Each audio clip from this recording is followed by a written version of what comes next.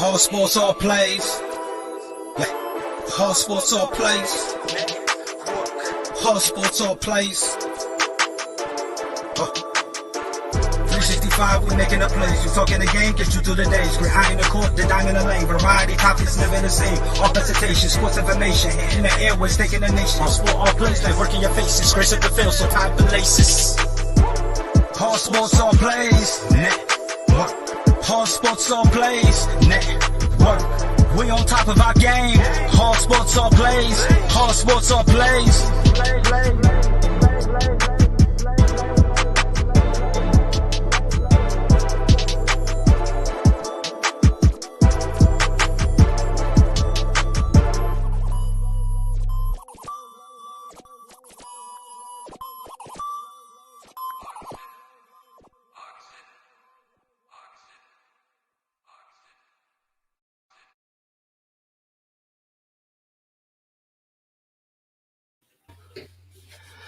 Well, hello. What is going on, everybody? Welcome to the ASAP Sports Network. I am Ace from the West Coast, and you are watching another episode of, that's right, What the Puck. This is our second episode of What the Puck, and that's right, this is an all NHL show. For all of you NHL fans, this is the place to be right now.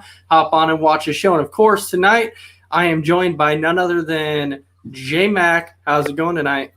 Oh, pretty good. Pretty good. Been waiting all day for this. And then, of course, making his second appearance on the What the Puck show, he goes by Greg Big Kid Gallino. How's it going tonight, brother? It's going good. Good, bud. How you doing? I'm fantastic. Are you guys ready for these awesome topics? Oh, yeah, absolutely. All right, so before we jump into our topics, we do have a little bit of housekeeping we need to do. So, of course, the first thing that we need to do is we need to check out our first sponsor, which is none other than the Suzanne's Paparazzi Jewelry. So, Nate, why don't you go ahead and bring that up there on the big screen? Suzanne's Paparazzi Jewelry, 24/7 shopping available. 160920 is the code. Show her some love, like she showed us, from all of us here at the ASAP Network.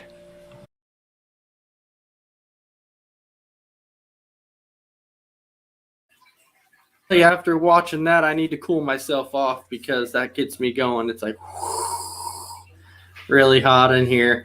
All right, so Nate, the great, why don't you go ahead and pull up that Misty Meadows also.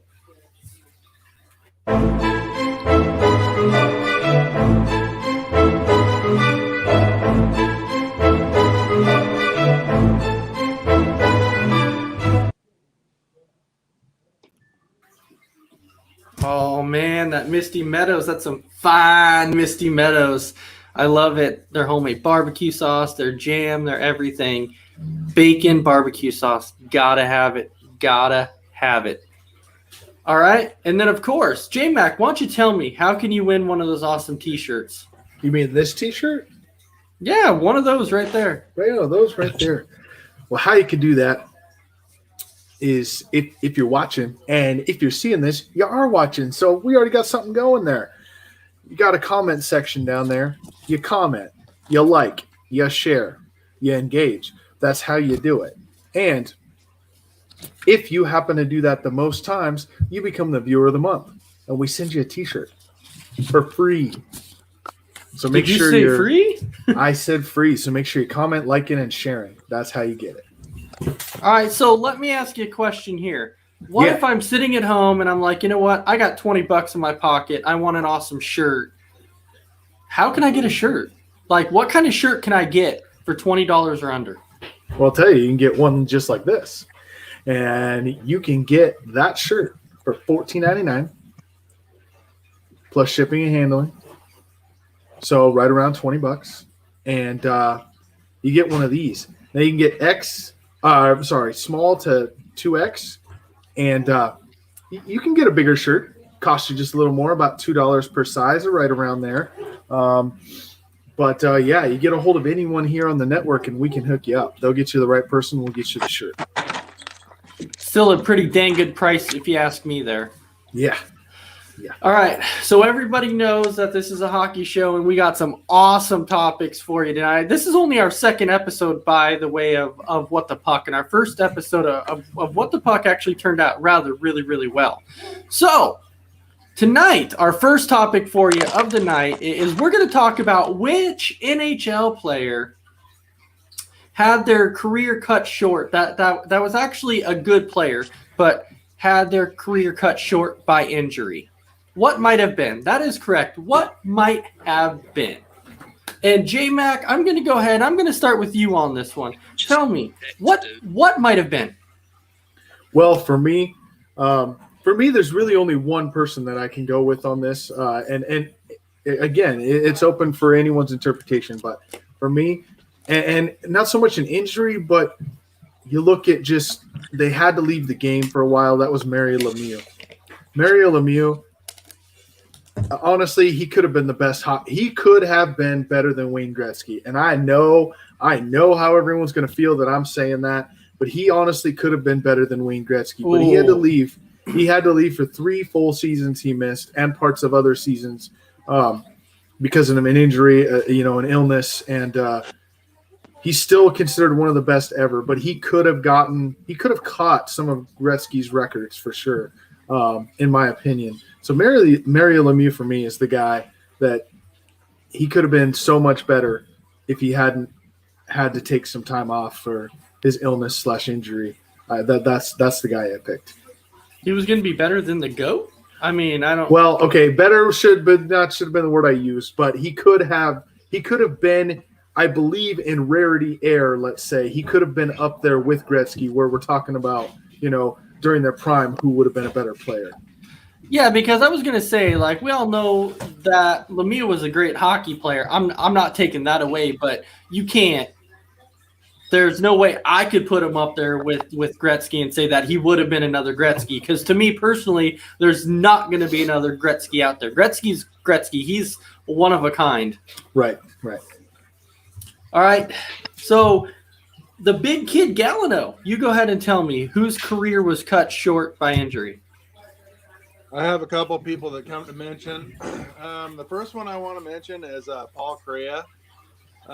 He did on paper have a 15-year career, which isn't, a short career, but he had a career that was often plagued by concussions. And he definitely took a very brutal hit in the 97-98 season versus Gary Suter from the Chicago Blackhawks. After a goal was scored, Gary Suter just blindsided him and just laid out Kariya. And, I mean, after that, it was just a lot of setbacks. He was very tremendously fast skater, had a lot of great skills with handling the puck. Like I said, he put in 15 seasons, but due to doctor's advice, he was advised to kind of cut his career short a few years due to all the concussions that he had over the years. A big name that stands out to me was a guy named Bernie Parent. I don't know if anybody has ever heard of him. He was a goalie for the Philadelphia Flyers. He was one of the great goalies. Back in 1979, in a game against the New York Rangers, he took a errant stick to the eye while he was goaltending. It went through the right hole. He was wearing a fiberglass face mask. It was just a very freak accident. So he took a stick to the eye, and then he lost his vision in that eye for like 2 or 3 weeks, and then he regained his vision, but his vision was never back to the point where he could come back to the ice. So he had to retire at the age of 34 when he still had plenty of good years ahead of him. But one good thing that came from Bernie Parent, though, is that after that incident, they made a major change, and they started going to the cage helmets that they use now.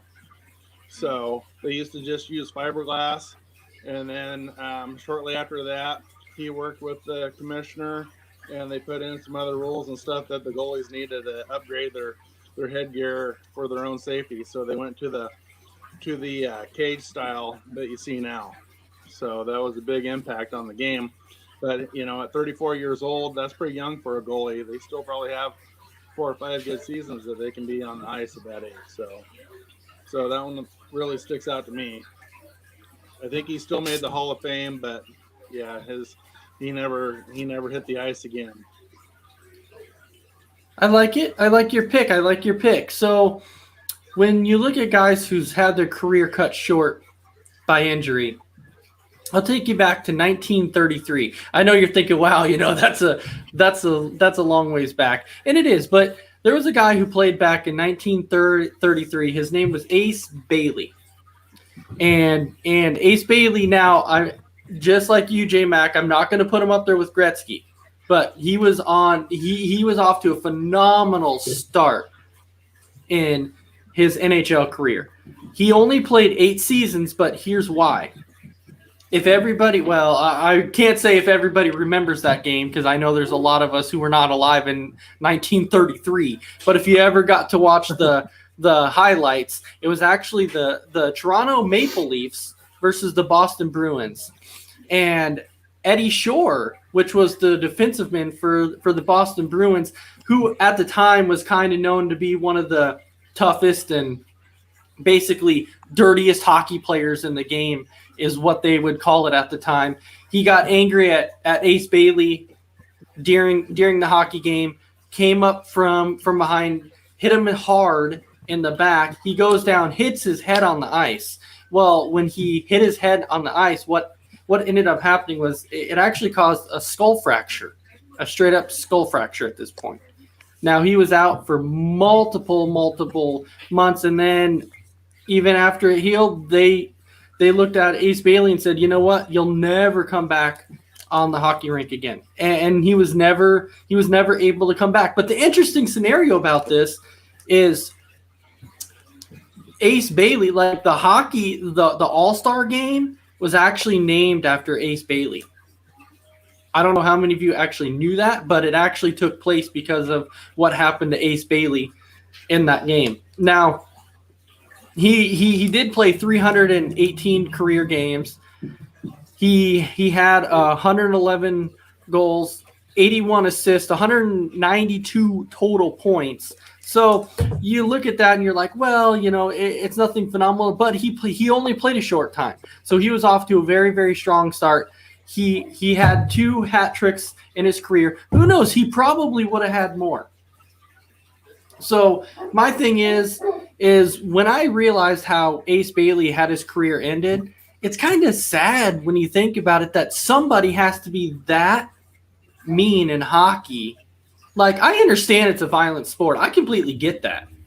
But taking a cheap shot and fracturing a guy's skull, that's a whole nother cheap shot right there. That's just my opinion about that. Like, and we understand that hockey's rough, but it should not be that. Definitely not at all. So that was my NHL player that was cut short by injury. I liked everybody's picks. Those were excellent. So, Big Kid Greg Gallino, I'm going to ask you a question.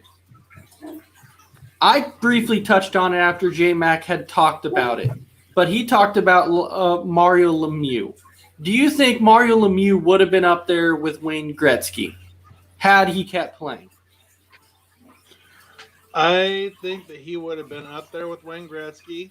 I definitely do. I think that him getting non-Hodgkin's lymphoma and having to sit out a few years and then make a comeback a little bit later in his career definitely was a major setback.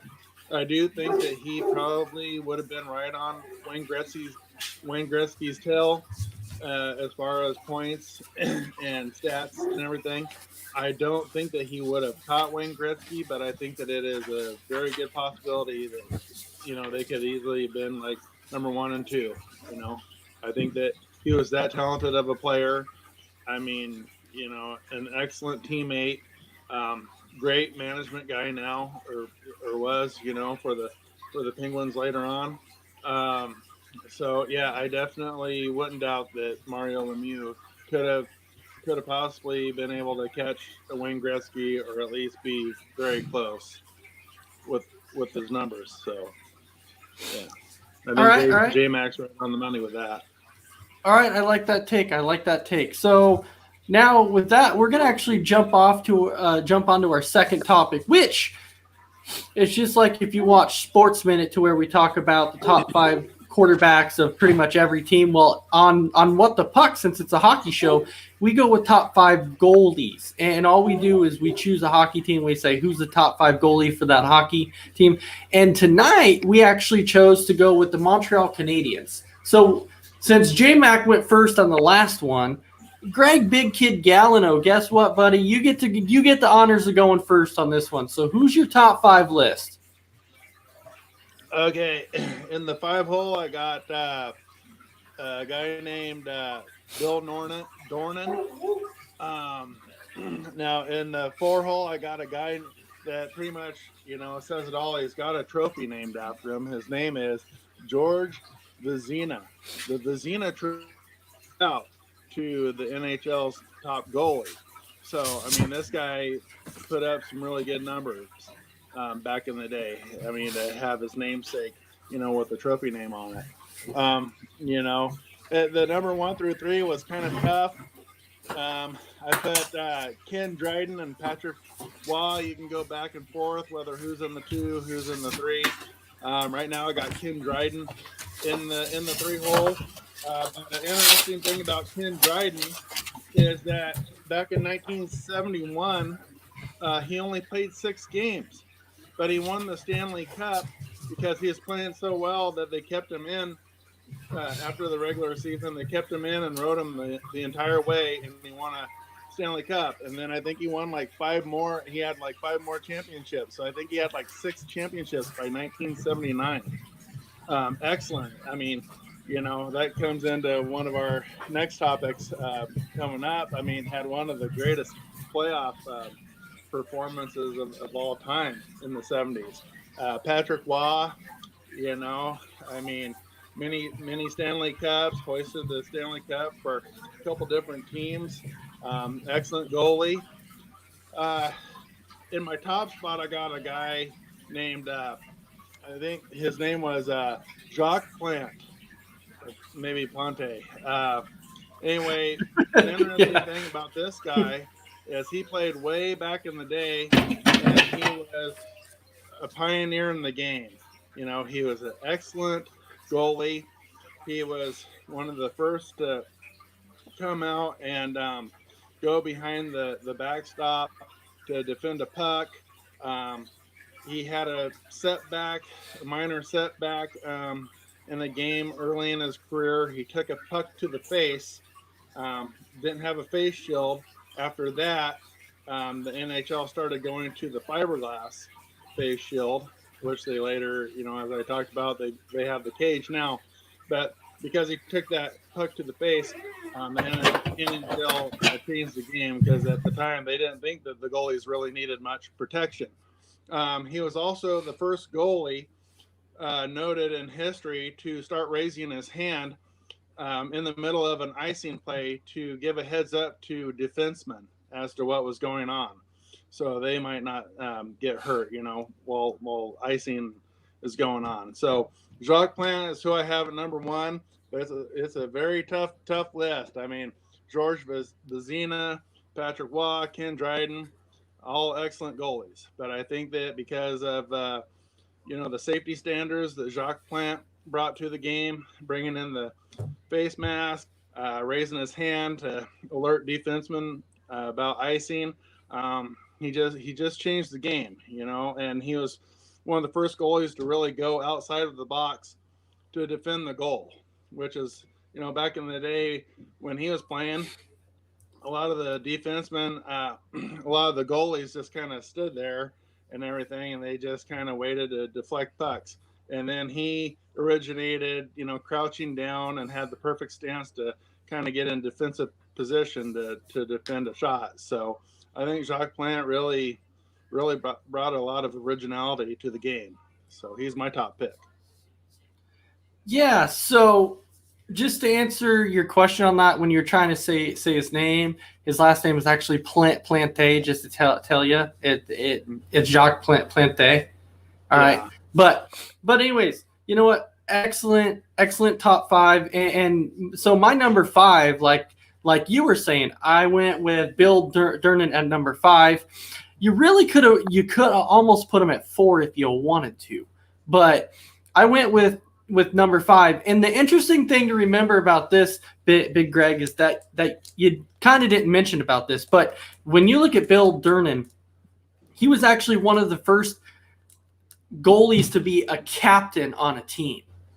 And so this is where they came up with the Durnan rule in hockey, stating that goalies can no longer be captains, because this guy was a goalie. And in the middle of a game, being a captain, he would skate out in the middle of the ice and start arguing with referees about calls and be like, that's horrible, this. So basically just disrupting the game. So finally after that, they're like, we have to come up with the Durnan rule that states that if you're a goalie, you can no longer be a captain on a team, which personally, I think it's crap. I mean, if you want to put your goalie as a captain, put him as a captain. Who cares? If he allows a goal because he's trying to disrupt the game and argue with the referee, that's on him. That's not on anybody else. That's on him. So if he wants to be a captain, let him do it. Now, the thing to remember too is that he did set a record for 4 consecutive shutouts.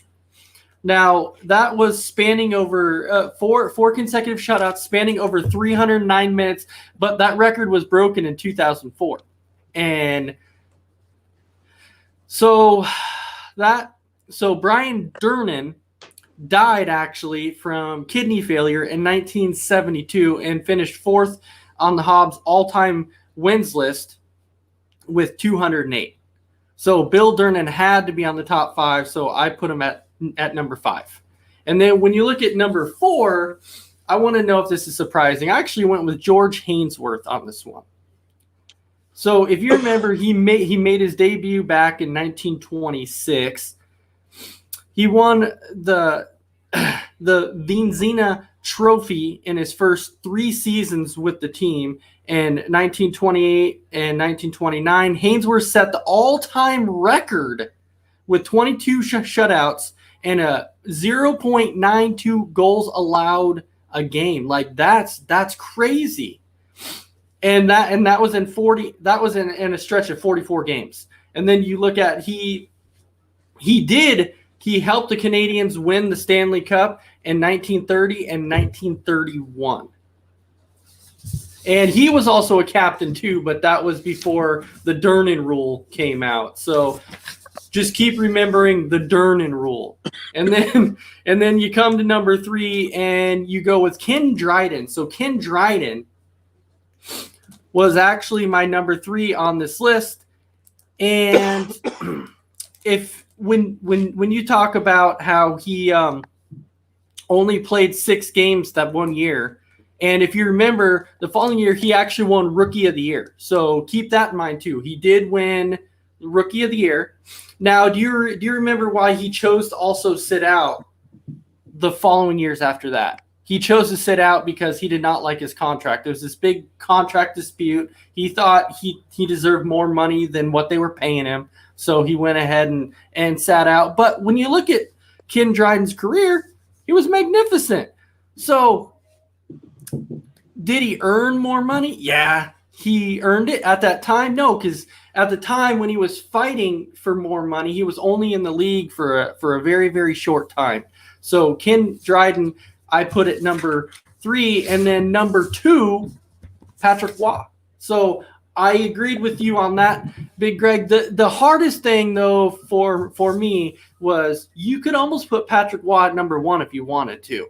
And then you could put Jacques Plante at number 2 and Patrick Waugh at number 1. You could put Patrick Waugh at number 2 or Jacques Plante at number 1. It's so hard. You could go either way because of the accomplishments that both of these individuals achieved in their career. Not only are these two considered 2 of the greatest Canadian goalies of all time, but you could almost put these 2 in consideration as 2 of the best goalies, period, of all time in the NHL because of what they had rightfully achieved. So they earned that right to be considered as tops of the goalies in NHL ever. All right, J-Mac, go ahead and give us your top 5 list. You're on mute. Oh, sorry. I do that. I turn my mic off and then I forget. But yeah, it's going to be a lot of the same guys that you guys have. I have Durnan at 5.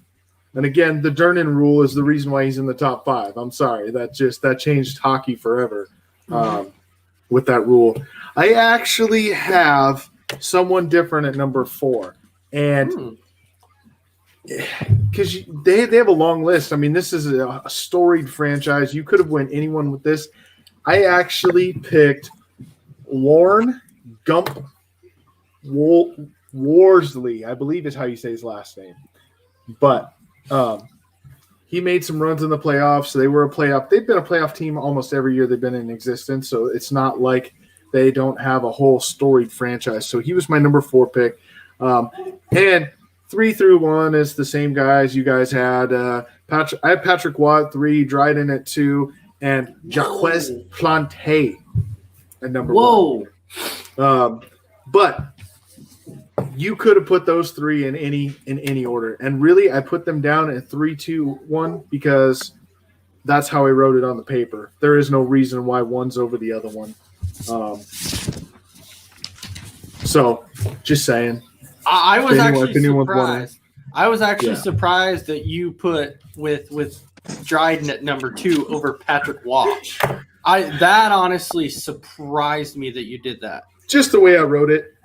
Now, Jaquez Plante, we all have him at number 1. How could you not? I mean, Jaquez obviously. Plante. I just love that name, Jaquez Plante. So, Big Greg, let me ask you a question here. Did you have, when you talk about Bill Durnan, did you have Bill Durnan at number 5 because of the Durnan rule? I did have him in there. I just didn't bring it up. I think it was in my older notes, but I rewrote some of my notes today, and I left it off there. But yeah, that was a pretty interesting fact that they no longer have goalies participate with captain duties. So yeah. Yeah, and so let me get your advice, or let me get your opinion on that one really, really quick. So what do you think? Do you agree with that a goalie should not be a team captain? I think that sorry. No, I was asking Big Greg quick. My bad. I think that if a goalie has excellent leadership ability, a goalie is just as much a part of the team as anybody else. So I think that if you have a goalie with tremendous leadership ability and one that a coach has faith in leading, and making decisions on the ice, then I absolutely agree that a goalie should be able to have a little say on the ice. So I do think that, I don't really like the Durnan rule because I think that, if you have a really good leader in a goalie, I think they should be able to speak just like anybody else. Just because they're, guarding the net doesn't mean that they don't have any rights to speak their mind or try to defend people or try to say something to a referee every now and then. So I think that it'd be nice to see a goalie at some point down the road be able to be reinstated and have a little bit more say and a little bit more leadership on the ice as a captain. Well, yeah, because that would be like almost trying to say that your middle linebacker in football couldn't be a captain because he can sit there and argue with the referee, but any position can. So I don't think it truly matters. Now, and Lisa, I was about to say too that a goalie is like a quarterback in most instances, but you got to think on the defensive side too. On the defensive side, who's more important on your defensive side, especially in football? It's your middle linebacker. So a goalie is just like a middle linebacker. So that's why I said that it would be like saying you couldn't put your middle linebacker as the captain because of those reasons. That is completely and utterly ridiculous. So J-Mac, you tell me, what do you think about the Durnan rule? Because you can't be a captain when you're a goalie. I agree with all that. I think that your captain should be your captain. Like if he's the one that has proved can keep the team calm, he's the one that can fight for the team when he needs to, then he should be allowed to be the captain. I don't like the Durnan rule, but it is what it is. So. Right. No, I just wanted to see what you guys thought, if you guys agreed with it or not, because any position should be allowed to be captain, really. I mean, if you're in football and you want the punter to be a captain, so let him be a freaking captain. Who cares? Who cares? Let the man be a captain. If he's your leader, he's your leader. Who cares? All right. So now we go on to our next topic, which in our next topic, we're going to talk about who had the greatest playoff performances of all time, or the best playoff moment. And so when we look at that, I'll go ahead and since you two went first on the last one, I guess I'll go ahead and I'll start out on this one. And my best playoff performance of all time was actually Bobby Orr. Think back from 1970. So there was actually a few reasons why I went with Bobby Orr in this one. If you remember when the Boston Bruins made it to the Stanley Cup Finals in 1970, they lost 2 playoff games that whole entire season. 2. Now in that series, you want to talk about a ridiculous playoff performance? Bobby Orr freaking tore those playoffs up. He had like 10 goals in that series. And then once he was there, now remember, in the Stanley Cup too, Bobby Orr is the one who hit that game-winning shot to seal the victory for the Boston Bruins. Bobby Orr to me was when I think about where Bobby Orr ranks on the all-time Bruins list, I put him pretty high up there because Bobby Orr was huge for Boston back in the day. So Bobby Orr for me is top 5 all time for the Boston Bruins. I know for some of you that might be a big stretch, but I got to go with it. I got to say Bobby Orr's top 5, and it's not just basing off of that season in the playoffs. I'm just saying based upon everything that Bobby Orr has always done in the playoffs. He's big shot. I don't want to steal the name because I know it came in basketball, but he's all right. So I'll change it. Playoff time, Bobby Orr. That's who he was. Playoff time, Bobby Orr. So I'll change the name. Instead of Big Shot Bobby, I'll go with Playoff Time Bobby Orr. And J-Mac, you can go ahead and go with this one next. All right. So mine is going to be even a little earlier than yours, back in the original 6 days. But, we all know in the original 6 era that the playoffs, obviously they weren't as long as they are now because there's only 6 teams, right? So that would only make sense. There was only 2 rounds. I'm being a little bit of a homer with this pick, I have to say, and Ace will probably call me out on that, but it's going to be 1952, and it's going to be Terry Sawchik. Like I said, there was 2 rounds. In 1952, it was the Detroit Red Wings. I wanted to. They played 8 games. They didn't lose a single game in the 2 rounds. They swept the Maple Leafs 4-0. And in 2 of those games, Sawchik gave up 0 goals in the first 2 games of the series. Then they went against the Montreal Canadiens in the Cup final. And again, he pitched 2 shutouts, this time's in games 3 and 4. So you look at it, 8 games, right? He pitched 4 shutouts in those 8 games. The other 4 games, he gave up a combined total of 5 goals. The entire 2 rounds of the Stanley Cup final. His save percentage in that series was .977. Think about that for a minute. Did you hear that, Greg? Like, His save percentage was .977 in 8 games of the playoffs. That, to me, that's an insane number, and I don't think anyone will top that.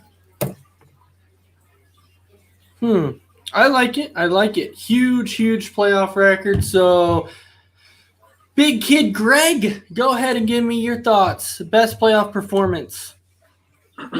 All right. I'm not going near as far back as you guys. I'm going back to the 2003 Stanley Cup and the playoffs. You guys aren't going to like this one. I'm going to bring up a name for you.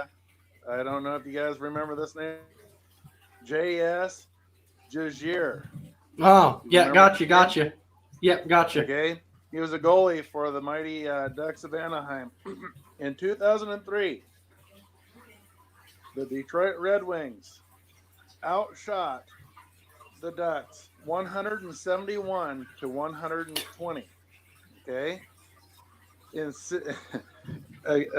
So being outshot by 51 shots, Jagier only gave up 6 goals and had a save percentage of .965 during that series. Okay, then he went on to the next round against the Dallas Stars, and he had a .936 save percentage against them. They then moved on to the Minnesota Wild. He had 3 shutouts and a 99% save percentage. Okay, now they get to play the New Jersey Devils. They're playing them neck and neck. It's 3-3, Game 7. Now, the New Jersey did win that 2003 Stanley Cup by a score of 3-0. But at the end of the night, J.S. Jagier won the Conn Smythe Trophy, which says a lot for a losing person, a guy from a losing team, to win the most valuable player of the Stanley Cup playoffs. Now, they fell short. And Big Greg just fell just about short of being able to finish his speech. So speaking of finishing short, he just finished short. But I see where all right, he's back now. Sorry, we had some technical difficulties there for a second, but he's back. Okay, so I was saying before I lost signal that for a guy to win the Conn Smythe Trophy in a losing effort through all his performance throughout the entire playoffs, I mean, like I said, 965% save rate against the Red Wings, 936% against Dallas, 99% against Minnesota. Had an excellent Stanley Cup, fell short, didn't have any offensive help. And apparently the Ducks just didn't have great defensive help. I mean, he got outscored in a couple different, outshot. His team got outshot in a couple of those series. So, great defender for that playoff series. He almost single-handedly took them all the way, but just fell short. But talk about a guy that just put his team on his back and did everything that he could, but still fell a little bit short. But J.S. Jagier in the 2003 Stanley Cup is my pick. So we do have a few comments on the side here. Like Brandon Herrera was talking about his choice when he talked about Gene Sebastian. So he said it was versus the Wild in 2003 with the 3 shutouts. I mean, yeah, that was an incredible series, but we're talking about all around if you think about it. So, all right. So, and now Greg's gone again. Okay, so now jumping into our next topic, we're going to look at the updated NHL standings. So go ahead and pop that bad boy up there. And he's back. Do you not have? Yeah, some difficulties on that one. I tried to pull it up, and something happened, and it didn't save to my computer, so I couldn't get it pulled up there. But we're good. I can go through it real quick as to who's leading and what in the divisions and the conferences. So like we were talking about last week, by the way, are the Maple Leafs still for real? Does anyone want to comment on that while I'm pulling this up? Well, you got it. Okay, so do I think the Maple Leafs are for real? I will say that they are for real, but they blew a 5-1 lead. Yep. A 5-1 lead. Now, is that concerning? I mean, I don't know, because all teams are going to have bad games. Now, blowing a 5-1 lead in hockey, that's pretty significant. But we also did talk about how the Maple Leafs at the beginning of the year, they got lucky in a lot of ways, the puck bouncing off of people's legs and going in, and their main goalie being hurt and still managing to win games. But when you look at that, I still think that the Maple Leafs are for real. Do I think that they're going to be as good as Big Greg had them being, to where he said that they were going to be in the Stanley Cup Finals?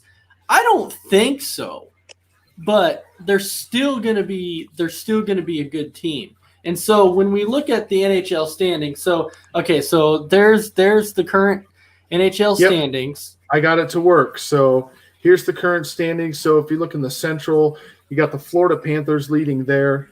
They only have 2 losses, by the way. That's crazy. That's a crazy number. May I say this, though? One of their losses, if you remember, who gave them their first loss? It was the Detroit Red Wings that gave them their first loss. Now, I only said that because I'm a Red Wings fan, and right now we are garbage. I understand that. We're not going to even sniff the playoffs. We don't even have a shot at it. Well, let me tell you, we did give Florida their first loss. Well, they got revenge on us tonight, so they absolutely. They crushed us tonight. They beat us 7-2 tonight. So we get our first loss, but they got their revenge. But we did, if you remember, though, we did touch on Florida, and we did say that this Florida team is for real, and this Florida team can make noise in the playoffs. So right now, currently, I still have. I think Florida, when you look at the Central, I still think Florida's going to take the Central. I got them coming out on top. Yeah. And then if you move to the East, there's the Bruins sitting right on top. The interesting one here for me, though, is that the Flyers are actually in second place and having a good season. That's not a usual thing for the Flyers. Usually they're not in a great spot, but they got heart, literally heart in their chest, heart to play, but they also have Hart as a goalie, and he's stepped up and played well. So anything else on the you got anything else on the East, Ace?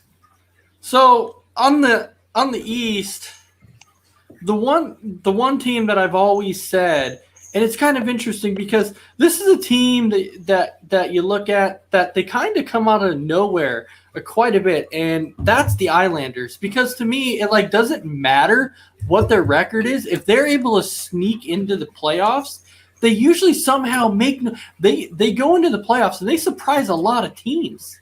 Yeah. That's just what the Islanders do. And so I'm just saying, watch out, because that might be one of those surprise teams in the East. Yeah, and then we go to the North, which we also call the Canada division because it's all Canadian teams. And the Red Wings, like we said, are sitting right on there. They're 8 points up in the division right now. They have a plus 19 in the goal differential. So they played really well, and again, they did give up the 5-1 lead, but I think they'll be right there in the end. This is going to be a good division in the end. I mean, you look at between the Canadians down to the Canucks, the difference is 3 points between second and seventh in the division. So yeah, so what I was saying on this though is that when I talked about that 5-1 lead that the Maple Leafs gave up, it wasn't to a team like Florida or a team like Carolina or Boston or somebody no, they gave up a 5-1 lead to freaking Ottawa. Ottawa, Yeah. which is the bottom of the barrel with the Red Wings. Like, No, I mean they're bottom in the entire league. Yes. Well, no, well they're right there. They're right there with the Red Wings. They have 9 points, and the Red Wings it's have 11. So we are 2 points ahead of them. But that's why I said it's like right there. It's like neck and neck between Ottawa and Detroit. So that's what made it more concerning to me, is because you allowed an Ottawa team to come back and beat you when you're up 5-1 against Ottawa. But yeah, I mean, they were up 5-1. They gave up the lead, and the most concerning part about that for me is that Ottawa is a negative 34 in goal differential, and they still came back and won when they were down 5-1. Like that's crazy. That's just nuts. Well, see, the biggest thing too is that when people were looking at this, the people were talking about, could the Maple Leafs sustain a lead over the Montreal Canadiens, over the Habs? Like, that was the biggest thing. Everybody was like, can they do it? Well, right now they're kind of showing that they can, but keep in mind though, the Canadians can catch fire anytime, and once they get hot, watch out. Watch out. And the Canadians they have not lost a road game this year. Think about that. They have not lost a game on the road, which they're only 3-4 at home, but they have not lost a game on the road. So that's always you go in the playoffs on the road, they got a chance of beating you at home. So watch out for that. And then we got the last division, which is the West. Hold on one second. So if I may say something really, because I feel bad, because we're sitting here and we've talked about the Central and we've talked about the East, but we haven't had Big Greg chime in on any of his thoughts on. So Big Greg, what is your thoughts on the Central? I'll start with that. What do you see on the Central? Do you see any surprises on the Central side? Well, like you guys were saying, the Panthers are playing really good hockey. I wouldn't count the Carolina Hurricanes. I think that they're playing very strong. Tampa Bay sitting in the 4th spot right now. They're gonna pick it up. I mean, I think that they're still in the top 2 or 3 in the league. They're gonna pick it up. Yeah, I feel bad that your Red Wings are having such an off year. But, yeah, I don't see too many surprises. I think that probably come season end, you're going to see the Lightning probably be up at the top again, though. I really do. And, Greg, it's completely okay to come out and say that our Red Wings suck, because we know it. So, yeah. Just to say, Greg. That your team sucks. I just say that they got a deep farm system. No. How bad do the Red Wings suck? Well, let's look at it right here. The Dallas Stars have played 7 less games than we have, and they have 1 more win than we do. Yeah. Think about that for a minute. The Red Wings, I would not be surprised if at the end of the year, don't be surprised if the Red Wings are dead last. Because I think the Senators are going to eventually overtake us. It's going to happen. So now, Big Greg, now going into the East, what's your thoughts on the East? Okay, bring up the East for me, J-Mac. Should be right. It's right here. It's got the Boston at the top. And then the Flyers. You have sorry. Boston. Yeah. Okay, sorry. Well, like J-Mac said a week ago, he thinks that you said that Boston's going to go into the play for the Stanley Cup, right? Yes. Yeah. I know that I was buying into the Maple Leafs, but I think that if there is one team that is going to be able to take out the Maple Leafs, I think that it is the Bruins. It's nice to see that the Capitals are still playing pretty tight. My Islanders are looking pretty respectable. I don't know if the Penguins are going to have quite enough to make a push. Everything looks pretty true to form right now. As far as the power rankings and everything, I think Boston's like number 2, so they're right up there, top 1 or 2 team. So, yeah, the East, there's no real surprises, I don't think there. All right, you got the Canadian division, the North. Well, you guys were talking about the Maple Leafs blowing a big lead, right? Uh-huh. Against Ottawa. But you know how it is in sports. Sometimes that's just what a team needs is a big upset. I remember in college basketball. Remember when Virginia got taken out in the first round a few years ago, and then they came back the next year and won the championship. Remember they lost to a 16 seed, and I think they just kind of woke up and they're like, "No, this isn't happening again." Ottawa was showing some signs of life that night. But I still think that the Toronto Maple Leafs have a really good shot to make some waves. I mean, it's one game. It's a regular season game. I think that it's a good wake-up call that they blew a 4-point lead, and completely blew that game, which should have been a win. But I think that the Canadians, we've been talking about them all night, their franchise. I think that it's nice to see the Canadians actually making some moves and playing some good hockey. I'd really like to see a Canadian team in the Stanley Cup Finals this year. It's just, I mean, how many years has it been? Like 20, 25 years or so since the Canadian teams won a championship? 1993 was the last time for the Canadians. Yeah. So because it'd be nice to see a Canadian team go the distance or at least try to make some noise. So and this is like the first year that people might actually be able to rely on the Maple Leafs, because usually they can't.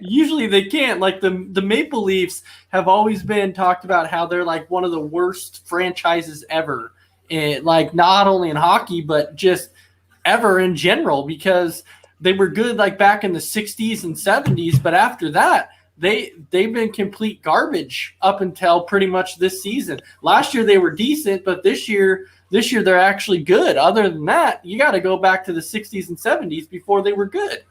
Yeah.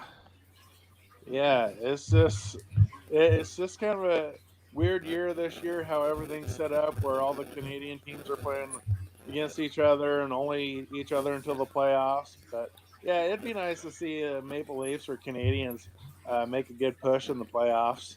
I think that they got a good chance at it. Canadians are playing really good hockey right now. And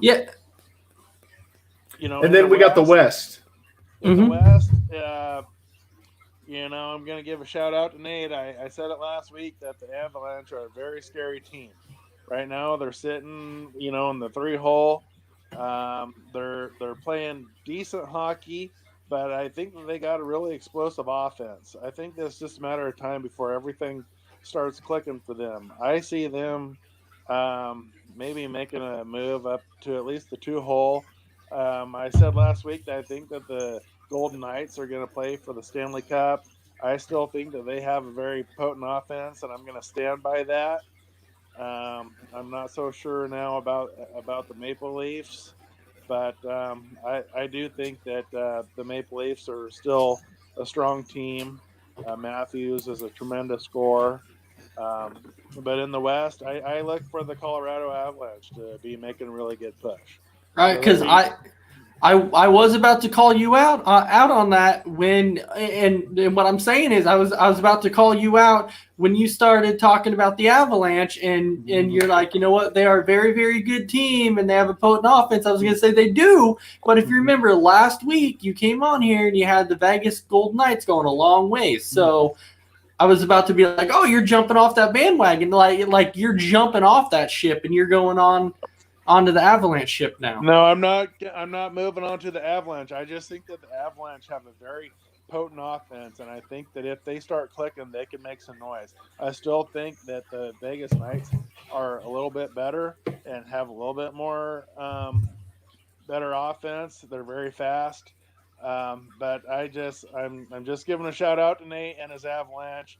I know that he's still hurt that the teams I follow in baseball are gobbling up all his best players. So I'm giving a shout out to Nate tonight to say that the Colorado Avalanche are gonna. I think they're gonna maybe get a win or two, in the playoffs, a series win maybe. So let me ask you, because you were jumping on the Vegas Golden Knights last week, do you have them winning the West? I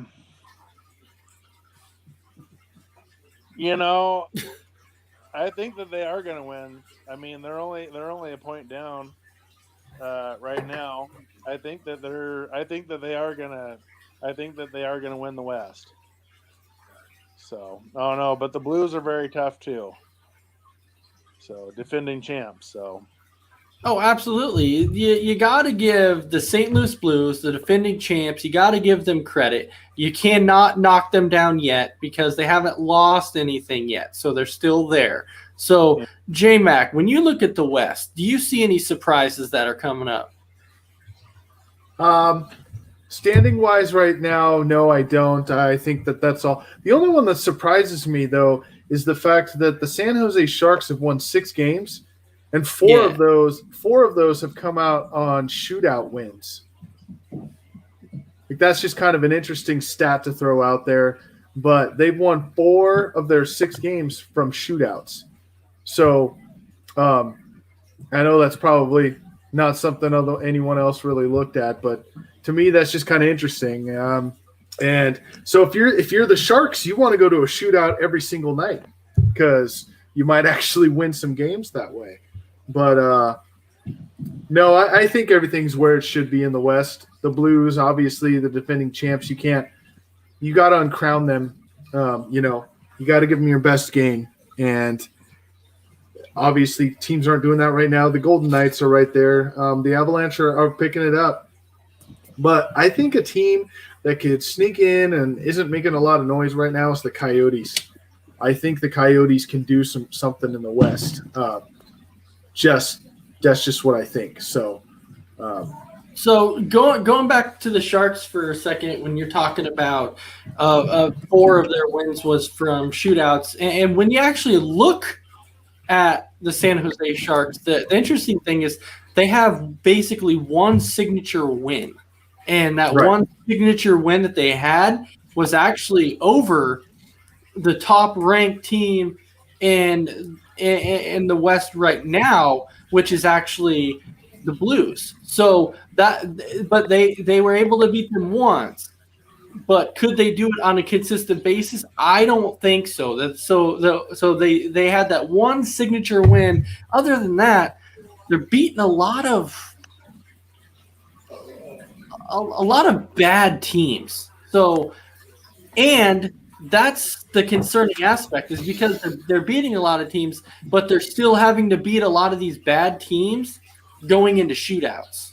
Definitely concerning. Definitely. But you have the Golden Knights and the Blues running away with that division. I mean, the Avalanche are right there, but I mean, the Kings, the Ducks, the Wild, and the Sharks all have 6, and the Coyotes as well, all have 6 or 7 wins. So they're all just beating up on each other and making it really close at the bottom for whoever's going to be in that 4th spot. But you got to beat good teams. So I must say, though, I think the one thing, like, when you truly look at it, one of the more concerning things. Now, I will say, though, that you can look at the LA Kings, and the LA Kings right now, they're actually on a 3-game winning streak. So they've been playing a lot better, and they're one of those teams that they're normally there, but for some reason, if you remember several years ago when they were actually really, really good and they were competing for Stanley Cups like year in and year out, and now all of a sudden they've taken a nosedive. And it's incredible how fast they started declining overall. Now, can they get it going again? I think they can. They're on a 3-game winning streak currently. Are they going to be there at the end? No, I don't think so. I still think in the end that the St. Louis Blues are going to win the West. I really do. With the Vegas Knights, though, are going to be coming in a close second. Like, it's going to be right there. It's going to be the Blues and the Golden Knights at the very end. It's going to be neck and neck. So, but I do think that even if the Knights do finish second, I still do think that the Knights are. I feel in my heart that they're going to make a very big push in the playoffs. So the Golden Knights, yeah. Yeah. And a shout out to Nate. You are correct, Nate. It's been a long year. I was off. Nate left a comment about who was last year's champ, and Well, yes, it's the Lightning, but I was talking about a conference champ was the Blues, but not the. Yeah. Anyways, going away from. But he is correct. The Stanley Cup last year was won by the Lightning. Yes. We were referring to divisional and conference championships. Divisionals. But good point out. Yeah. I think Yes, I did say absolutely. the Blues were last year's champs, and it's been a long year, guys.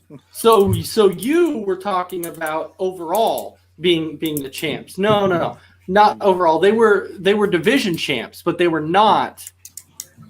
It was the Tampa Bay Lightning who actually beat the Dallas Stars in the Stanley Cup Finals, which I will say, if you remember last year when J-Mac and myself were doing our show, J-Mac had the Lightning. I actually had the Dallas Stars. And the Tampa Bay Lightning prevailed. And I thought that the Stars were going to be the better team. And you know what? I ate some humble pie. I said that series was going to go 7. It is what it is, though. Yeah. Yeah. All right. All right. So, J-Mac, we had a trivia question last week, and I want to see if anybody answered that trivia question. And you actually have another one now, too. I do. I have one for this week. But before we get into that, let me repeat the question and see if anyone here on the comment side or anyone watching can get the answer before we give it out. You'll get your name put in a drawing for a prize package, and we will announce that. I believe we were going to do that on our 5th show? Yes. Or was it our 5th show? Okay. So you'll get your name put in there. So the question last week was, which franchise has the most Stanley Cup / championships in NHL history? Easy. It is easy. It's an easy question. We started off with an easy one. This week's is a little harder, so we will have to we'll clarify that answer. So if anyone wants to guess, now's your time to get in the comments. Will just answer the question. And Will was the first one in there. Amy got in there too. Kind of an easy Google answer. Brandon Herrera comes up with the Red Wings. They're actually third, Brandon. So, with 11. So, good job, Will Paulson, on that. Montreal Canadiens, they have won 24. And Amy actually gave you the correct numbers, though. She did with 24. And just to say how many that is 11 more than anyone else. So, and second all time is the Maple Leafs, but they haven't won one since 1967. So that's what I'm saying. They were good back in the 60s. They were good back in the 60s. Yes. Late 60s, early 70s, they're decent years. They're the Cleveland Indians of hockey. They are. They are. Yeah. What does third get me for Brandon? Well, what third gets you, Brandon, is nothing. Nothing. Absolutely nothing. But a kudos to knowing that the Red Wings did have a bunch of championships, even though they suck now. So let's go ahead and pull up the trivia question for this week and see if anyone can submit those answers and be prepared for next week. Ta-da! Trivia time. So go ahead and read it, Ace. All right. Which goalie holds the record for the best save percentage all time? Now keep in mind, this is a minimum of 5 years played. Submit your answers to the show to enter the drawing for a prize package. And keep in mind, the prize package comes in week 5. It's episode 5 of our What the Puck show. So you have three more left, 3 more shows left. So go ahead and submit your answers. And then in 3 weeks, our 5th episode, you have a chance at winning that prize package. All right. Great fun fact there, Will Polston. Thanks for that one, by the way. The Canadians have not won a cup since the NHL has had 25 or more teams. And that goes back to that whole Canada team thing that haven't won it in a very, very long time. So that's why Big Greg was like, hey, that would be cool for a Canadian team to finally make some noise in the Stanley Cup and actually win one because it's been so long. Will, you can answer next week. Yep. You guys can put some answers down there if you want to, but we won't accept the answer till next week. We'll let you know who got it on next week's show. Even if you're not able to watch Will, we will still let you know if you submitted the right answer. So That's all I got. So before we wrap up the show, Big Greg, you have any final thoughts? I've just been having a blast doing this. I want to thank you guys again. It's been a lot of fun talking hockey and talking to you guys every Friday night. So that's all I got. I don't have anything. I don't have any interesting quotes or anything today. So I just want to thank you guys again. That's it. J-Mac, you got 30 seconds, brother. Well, here's what I'll say is I enjoy doing this. I thank the viewers. We couldn't do it without you guys.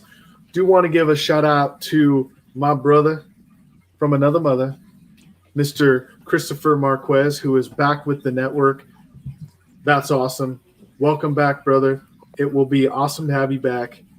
Can't wait to watch your first show. I don't know if we've solidified all that yet. I don't know if I was supposed to announce that, but whatever, I did. So, but Chris was one of our originals, had to take some time away, but he is back. You will see him on a show very soon. All right, and so before we go ahead and wrap up the show, we just have a few more little bit of housekeeping we have to do here. Number one is Anchor. So, J-Mac, you go ahead and you tell us a little bit about Anchor. Yeah. So Anchor, so we'll download this show to Anchor, 24, 48 hours, something like that. It'll be the audio part of it, and you can listen to it on a long road trip, lunch break. Didn't get to watch tonight. And you can also submit answers for the trivia questions if you listen on Anchor. Go ahead, you can go ahead and do that. So that will be that will be downloaded for you. And you can go to Anchor if you want to start podcasting. They got everything you need for free to start that. Anchor.fm. So, Big Greg, I'm kind of throwing you on the spot here, but I know you got it, my brother. So you tell me, how can somebody earn one of those awesome ASAP Network t-shirts?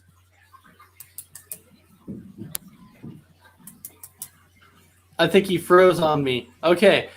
So, ASAP Network t-shirts. If you want to earn one of those awesome ASAP Network t-shirts that you can see that J-Mac is repping tonight, if you want one of those awesome shirts, all you have to do is comment, like, and share.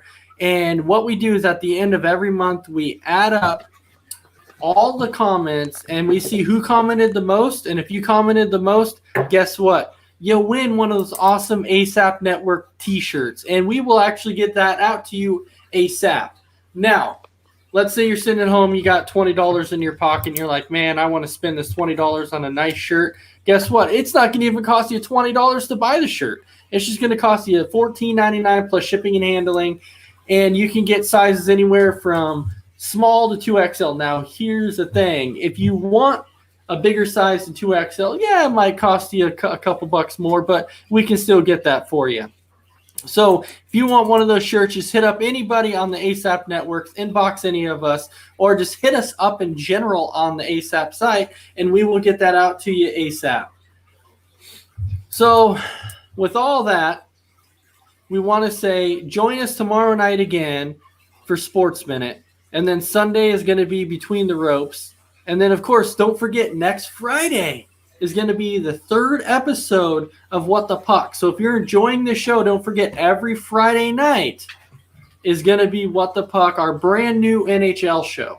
So if you want to learn stuff about NHL, this is going to be the show to hop on and learn your stuff about NHL. All right. So with that, I hope everybody has a fantastic night. And we will see you again next week for another episode of What the Puck. Ace out. All sports, all plays. All sports, all plays. All sports, all plays. 365, we making the plays. You talking the game, get you through the days. Great high in the court, the dime in the lane. Variety, topics, living the same. All presentation, sports information. Hitting the airways, taking the nation. All sport, all plays, like working your faces. Grace at the field, so tie the laces. All sports, all plays. Network. All sports, all plays. Network. We on top of our game. All sports, all plays. All sports, all plays.